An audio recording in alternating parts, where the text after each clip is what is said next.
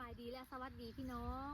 มื้อนี้น้องตุกเกี่ยวกับสิพามาหาพ่อของน้องตุกเกี่ยวเนาะพี่น้องน้องตุกเกี่ยวกับสิเอามา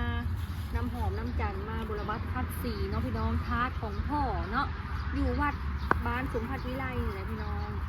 แล้วก็มื้อนี้เนาะเขากับสิพาไปเบิ่งหลังคาที่เพิ่นมุงเนาะว่าเพิ่นมุงฮอดใส่แล้วเนาะพี่น้องหลังคาวัดที่ FC เพิ่นฝากเงินมาทำบุญเนาะพี่น้องที่ว่าได้แบบว่าได้ยอดหลายเนาะพี่น้องเข้ากับสิภาพไปเบิ่งว่าหลังคานี่คืบหน้าไปฮอดใส่แล้วเนาะพี่น้องแล้วก็สิภาพไปเบิ่งมักม่วงดกเนาะตอนนี้ก็สิภาพกันไปปัดขวดคาร์ดก่อนไปน้องก็เกี่ยวจะเอาน้ำเขียวกับน้ำดื่มมาบูชาเนาะพี่น้องป้าไปขึ้นคาร์ดโอ้น้องตัวเกี่ยวพี่น้อง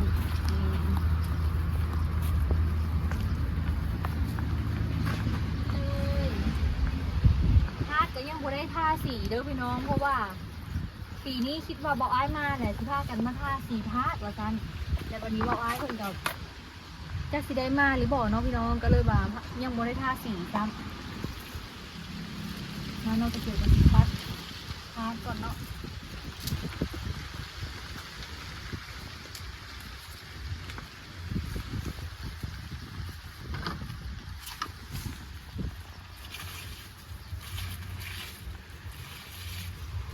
ปัดบดบัดเอาเนี่ยพี่น้องเบิ้งแง่ยังงุ่มเนาะ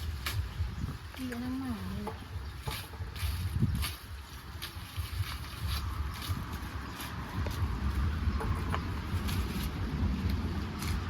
เราจะเอาน้ำเขียวก็เพื่อนมักกินน้ำเขียวเนาะพี่น้องเราจะเกี่ยวกับเอาน้ำเขียวมาถวายแล้วก็น้ำดื่มนี่น้ำเขียว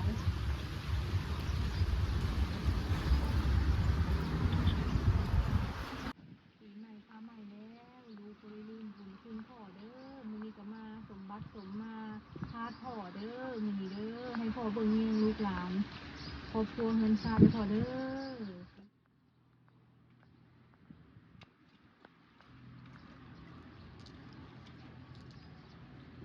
น้ำเป็นกลุ่มเลยพดขึ้นหลังคาก่อนเนาะ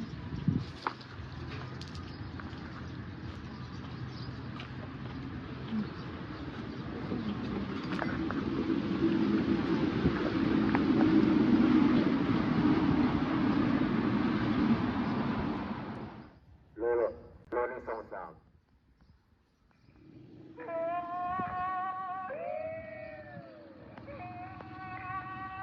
พี่น้องอยู่วัดนะหมากชมพูดกแหงเนาะทบตอนนั้นที่เฮามาวัดนึงนั่นน่ะหน่วยยังบ่ได้ใหญ่ซ้ำนี้ซ้ำพี่น้องยังประมาณซ้ำนี้เนาะมาวันนี้หน่วยใหญ่แล้วพี่น้องแต่สะอ่อนนี่ต้นหมากชมพูพี่น้องอันอยู่เพื่อนเฮานะเฮาปลูกอะต้นประมาณเพียงนี้นะพี่น้องแม่งกินเบิดเลยใบบ่ย่างเลยพี่น้องจะสิเฮ็ดแนวใดจะสิเอาอีหยังใส่เนาะ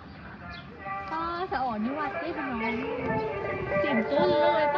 ดินกทั้งนี้พี่น้องเบิ่งดิจะเป็นดกพี่น้องเบิ่ง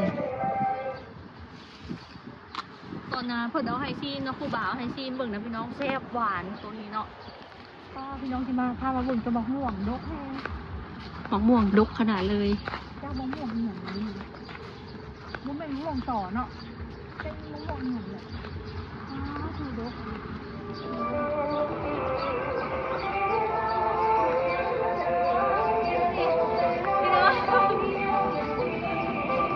มะม่วงอีหยังพี่น้องไฟหูอันนี้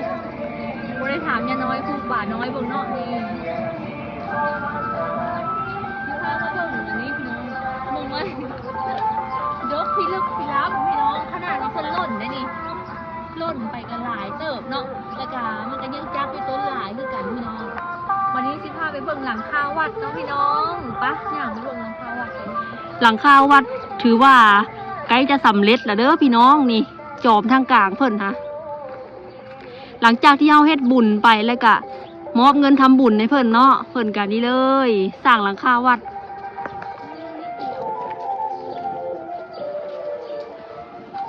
หลังคาใกล้จะสำเร็จแล้ว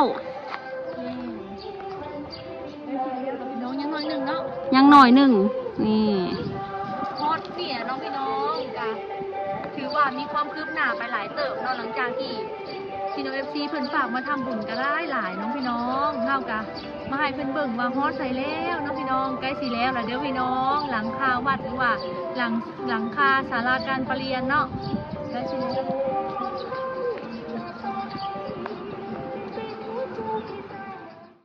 สบายดีสบายดี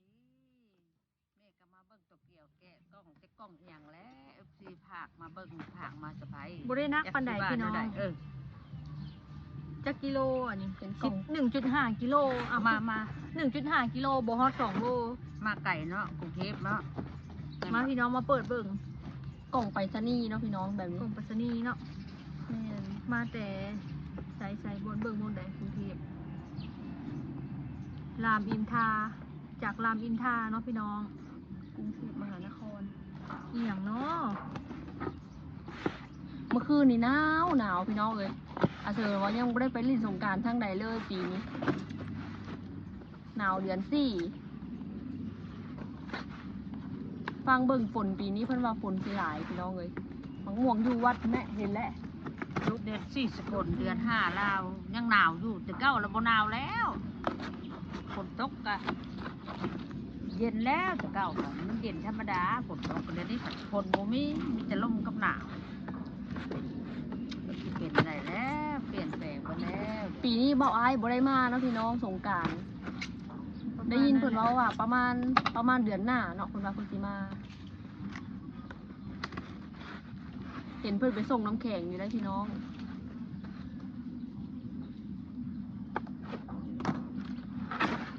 นี่อะไรเนี่ยโอ้ มีกล่อง มีอีกชั้นหนึ่ง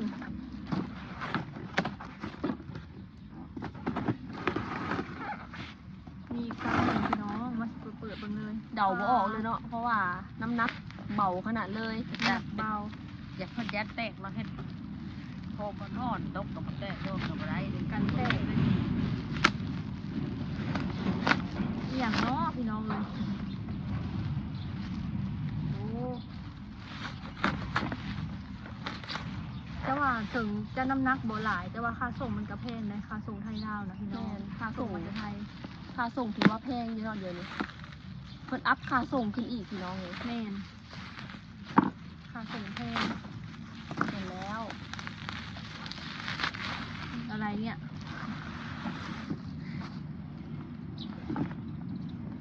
เป็นอย่างพี่น้อง ที่เป็นเครื่องปั่น เครื่องปั่นบ่แม่ปั่นอย่าง เครื่อง ไร ปั่นหมักไม้เนี่ยเรียกหมักไม้เฮียงอยู่ พี่น้องเบิ่งกล้องเป็นเครื่องปั่นบ่ปั่นแบบไหนเนี่ย เครื่องปั้นหมูบ่ โอ้มันเป็นเครื่องนะพี่น้องเป็นแบบมีสายพร้อมเอาโอ้เครื่องบดสับพี่น้อง โอ้ เอาหนุ่มมาดิมีพระน มีพระให้พร้อมโอ้อ่า ำ เหนือดวงหลวงปู่ศิลา เพราะเบิ่งเนุ๊โอ้สาธุแม่เพิ่นฝากอันเหรียญหลวงปู่ศิลามาให้ อืม เหนือดวงว่าฉัน พอดี โอ้ ถือ สาธุ ใส่กระเป๋าผักษา เนื้อดวงเนื้อโชคไผ่โลก ขอบคุณ เปิดทาง แม่ แม่พี่น้องผมมันเหรียญที่เพิ่นปลุกเสกค่ะนั่นนี่น้องเนาะเหรียญที่เพิ่นปลุกเสกค่ะนั่นนี่พี่น้องป้าสงสัยเพิ่นไปต่อคิวเอาได้แต่นี้พี่น้องว้า อืมสาธุ สาธุสาธุสาธุ เบิ่งแนวลูกหลานเด้อ โอ้เหนือดวงหอยจะนี่ น้องน้อยแห่งเหนือดวงเนาะน้องน้อยอันบูชาพระมาตอนที่เฮาไปวัดอันวัดหยังก็ ภาษาหมื่นหินบ่ พระธาตุหมื่นหิ พระธาตุหมื่นหิน น้องน้อยกับบูชาพระมาเนาะพี่น้อง เห็นแล้ว เพลงเติบได้ ชุกมาให้ลูกชุกอันหนึงคนละอันคนละอัน อืม ถือเป็นผักสม สี่หยังน้องตัวนะสี่หยัง อืม อ๋อสี่ เหนือดวง เหนือดวงเหนือโชคเอาแม่ สาธุได้พระปีใหม่พี่น้องเอ้ย เดี๋ยวพี่น้องเครื่องอันนี้แม่ คลิปก่อ มัน นเป็นเครื่องบดน้องตัวเกียวสิซื้อหมูมาหมูแล้วมาบดแม่บดแล้วก็เฮ็ดเป็นลูกชิ้นหมู ใส่ข้าวต้มบ่ใส่ข้าวเปียกเนาะ มันเป็นเครื่องบดมะเขืออีกบ่ บดทุกอย่างเลย บดได้ทุกอย่าง เอ ที่ อ หมูบดหมูบดอันมักเล่นแม่บดอัน เพชร บั เขา กเพชร ขั่วบดรส ได้บ่บดบังเพชร จักแหละปะก้อนอ่านปะก้อน ได้บ่พี่น้องบดพริกป่นได้ไหมอันนี้น่ะเป็นแบบนี้ไหม แรงดันไฟฟ้าความถี่น่าสิได้เพราะคนปั่นไวเถอะนะ เห็นแบบนี้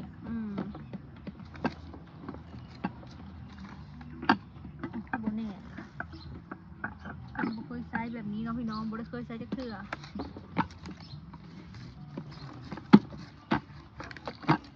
โอ้นี่ได้แน่นแล้วเสียบบัดนี้เสียบปลั๊กก่อนค่ะบดกด โอ้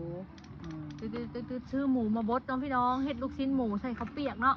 แม่น ใส่อันสิเฮ็ดต้มก๋วยจั๊บต้มข้าวเปียกอะนะพี่น้องเฮ็ดลูกชิ้นเป็นลูกชิ้นเลยก็บดไว้เฮ็ดอันข้าวต้มหมูไว้เฮ็ดข้าวต้ม บดเนื้อป่าเห็ดส้มก็ได้ แม่ แม่นบ่ ได้เนื้อบดเนื้องัวเฮามาเฮ็ดบดแล้วก็เอาไปเฮ็ดห่อส้มได้แม่แม่ว่าเฮาบ่ต้องแบบว่าใส่เขียงหั่นนะน้องน้อยบ่ต้องใส่เขียงซับแม่ป้าสะดวกสบายเลยได้นี่พี่น้องอู้พี่น้องคักๆอันนี้นะต้องขอบุญขอบคุณ FC หลายๆเด้อที่เพิ่นฝากพระหลวงปู่ศิลาให้เนาะพี่น้องแล้วก็มีเครื่องบดหมูนี่พี่น้องเครื่องบดให้เครื่องหนึงเนาะถือว่าสุดยอดเลยพี่น้อง ขอ เฮา บ สิ คุณ ได้ มากๆเด้อเอาให้แล้วให้ร่ำให้รวยกว่าเก่าเด้อให้เดินทางปลอดภัยกันตลอดปลอดภัยให้อายุมั่นขวัญยืนให้ทุกกายสบายใจปีใหม่เด้อสา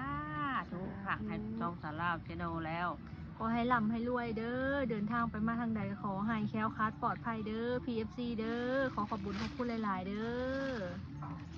ก็สิประมาณนี้เนาะพี่น้องเดี๋ยวแม่เพิ่นว่าบดหมูบดกระเทียม บดได้ทุกอย่างเลย มื้อนี้ก็ได้ไปฮดส่งทาสพ่อแล้วพี่น้องรู้สึกสบายใจเนาะได้เฮ็ดทุกขั้นตอนมื้อนี้ก็เพิ่นกำลังสิเอาพระลงเนาะพี่น้องเอาพระลงให้อันประชาชนเพิ่นได้ไปฮดส่งพระอยู่วัดเนาะ แม่น ตอนเฮาไปนะเพิ่นยังบ่ได้เอาลงเฮาไปแต่เช้าเนาะพี่น้องถ้าเพิ่นเอาลงจะไปส่งพระตามหลังก็ได้เนาะเฮาก็ได้ส่งทาสพ่อแล้วก็ได้สมบัติสมมาแม่เนาะพี่น้องขอขมาแล้วก็แม่เพิ่นก็ให้พรพี่น้องสำหรับคลิปนี้ก็ฝากพ่อแม่พี่น้องเนาะกดไลค์กดติดตามกดแชร์เด้อและที่สำคัญบ่กดข้ามโฆษณาเนาะพ่อแม่พี่น้องสบายดี สบายดี บ๊ายบาย